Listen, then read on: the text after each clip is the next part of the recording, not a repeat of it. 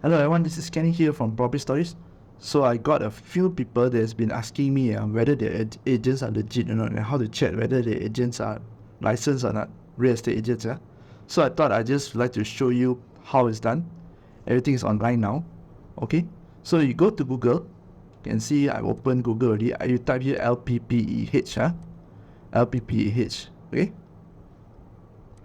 so you type here LPPEH, you come out the first in Google.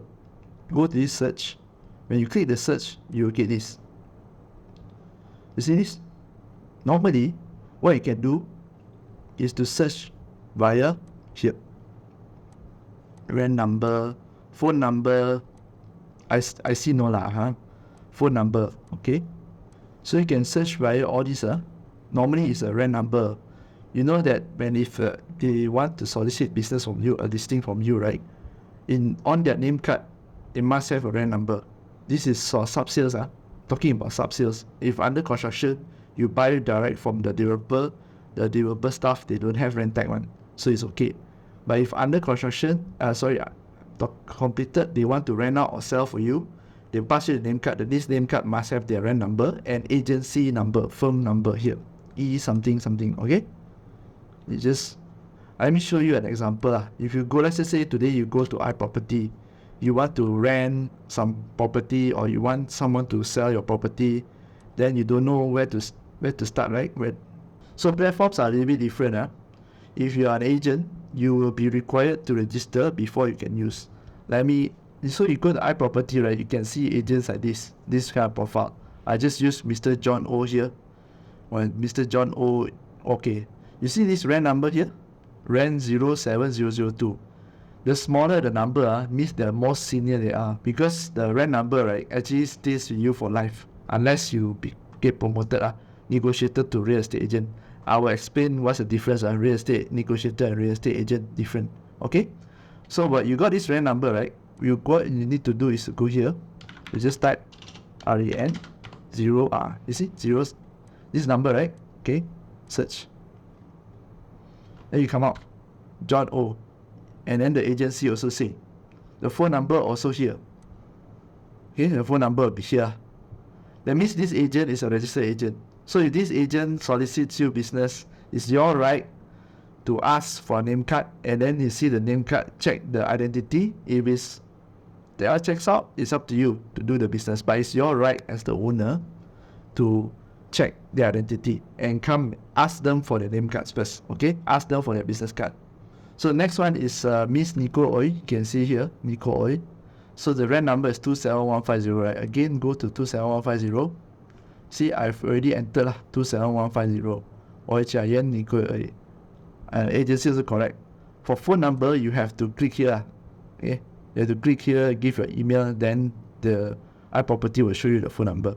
So next time you want to know whether the agent is legit or not, remember, just go to this. And then you can search by the firm. You see the firm number here? You just copy from here, put here. Okay? You see the firm number correct or not? There. See? /1/23. Good. They have this one. This one is the HQ. This normally called branch. Then they will /5/4 like that. You see got branch.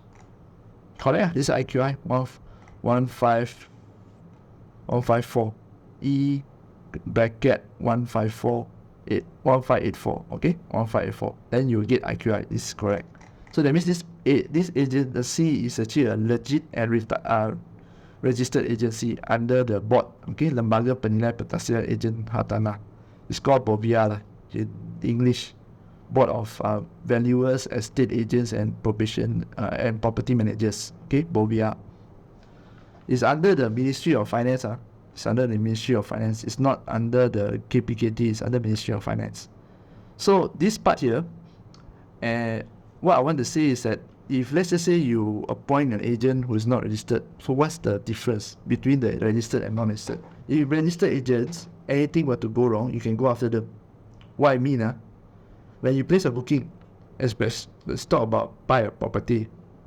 When you place a booking, you always place to the agency. because the agency is a stakeholder. So that's why you need to make sure the agency is a licensed agency before you pass the booking. Okay lah, I don't care lah whether it's rent or sell.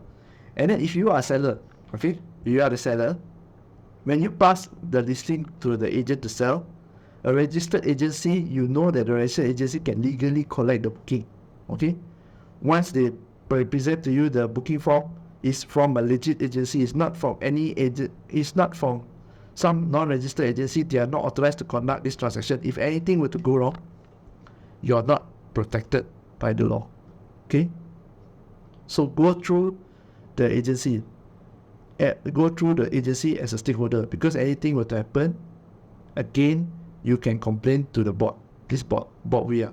Okay, if it's really a serious case, criminal case, you can even complain to the police. Make a police report, and they will actually be able to dig up and charge. Okay, like fraud case. Yes, that one is serious. You can actually complain to make a police report of this.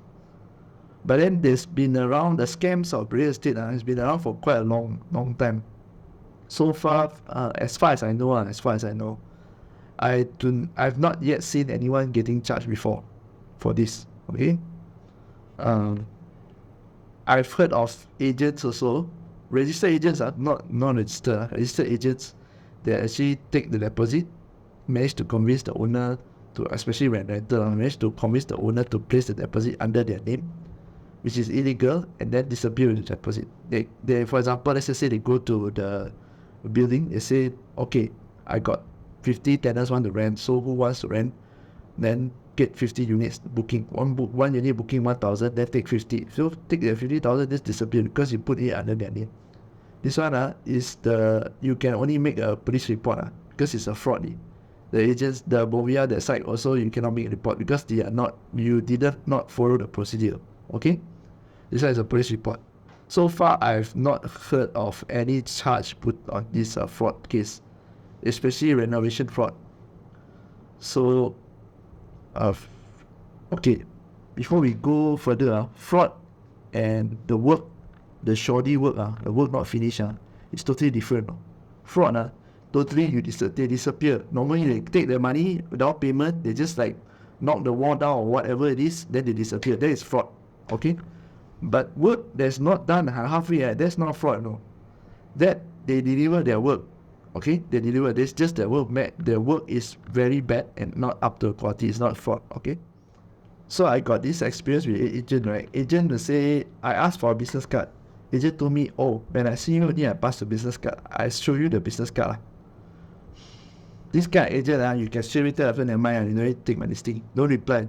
Don't bother reply. Because at first this agent actually WhatsApp me, which is normal. All the agents nowadays, they don't call anymore, they WhatsApp. And I understand, I personally don't like people to call, because when call the number that I don't recognize, like most people don't pick up because get scam nowadays. Even SMS also can scam. So many ways to scam. So it's understandable that the agents will WhatsApp you. Okay, you are the landlord, your agents will WhatsApp you. Even I as a banker also, we just WhatsApp the agents. Okay, so back to the story. This agent, I asked for the name card. Then the agent replied me, okay, when I meet you, I pass you the name card. This is wrong. If you solicit business for me, right, and I ask you, I have the right to ask you the name card. It's just like you getting stopped for the police. You have the right to ask the police for what you did wrong, and also the police name and number. Okay, not just the police ask you one way. So that is the law. Okay, it's here also same thing. When the agent, you ask the agent for a business card, right? The agent has to produce a business card. You as a landlord will need to know. So for the suffice to say, this agent didn't get my business. Okay, because the thing is, most of the owners nowadays they go there and meet one by one your agents. Most of them will just pass you these things, pass you the photos, that's it. Most of them don't meet you one unless the house is their own occupancy and they want to sell the house. Okay, the next thing that you will get, right, is that the agent will tell you, my name card not ready, my rent number not ready, which is legit, because when you go to the rent cost, right, 2 days rent cost, then you join an agency, you don't immediately get your rent tag. You don't know your number also, because the Bovia they need to process. So what you can do instead is you ask for the agent, okay, since your rent tag is not ready, you give me your leader's number, your leader's name card. So you just can check whether the agent is legit or not, okay, whether it's a registered agent or agency or not. That is what you can do. Next one, I've earlier in the video I want to explain the difference between the real estate agent and real estate negotiator, correct? So here's it is. Real estate negotiator works for the real estate agent. They work for the real estate agent. You see, real estate agent is the one with the license to open the agency. And one license, you can hire 50 real estate negotiators. One license can hire 50 real estate negotiators, correct? Or if you are in a big agency, you can check out a lot of big agency out there. You can actually park your license under the agency, so you can have more headcounts under the agency. That is how the agency actually generate revenue because more agents under them, they got more revenue, correct? So in turn they split the profit with the negotiator. Negotiator is like contract. Negotiators are contractors. Real estate negotiators are contractors. They are not paid a salary. They fully commission based. So to become a real estate agent, you need to, from real estate negotiator, you need to take exams. So when you take exams, right, then you pass, right, you got this title called probationary estate agent, and then you need to go for interview, and then you become real estate agent. During that time, that transition time from real estate negotiator to the probationary estate agent or real estate agent, your rent tag, you check, right, just now you check the website, it's not valid one. If you check that website, it's only for negotiator. So you check real estate agent or professional estate agent, PEA, you won't get. Okay, you won't get. That's why when you check, right, the sometimes it's not the agent that is not legit. Okay, the agent that is not licensed. It's just that the agent that upgraded from a negotiator become a agency owner or team owner. You can actually hire their own team if they want. Okay, so keep that in mind. It's not all the time that they cannot produce this card or this info for you. They are actually trying to cheat you. No, actually, so you need to know what's the difference: real estate agent and real estate negotiator, and the probationary estate agent. So when probationary estate agent, right, or real estate agent, you cannot check one down there. So you can only check the real estate negotiator. Okay, just make sure that if you cannot check the real estate agent, right, the real estate agent must be attached with your agency before they actually get a license to open their own. Okay, so what you can do is to check their firm number. You ask them for their firm number. Remember the E bracket 1584 for IQI. Okay, this one you ask them what's your firm's number, Bovia number. Okay, then you check if it's registered, then yes, okay, can go, can do business. So that's it for today.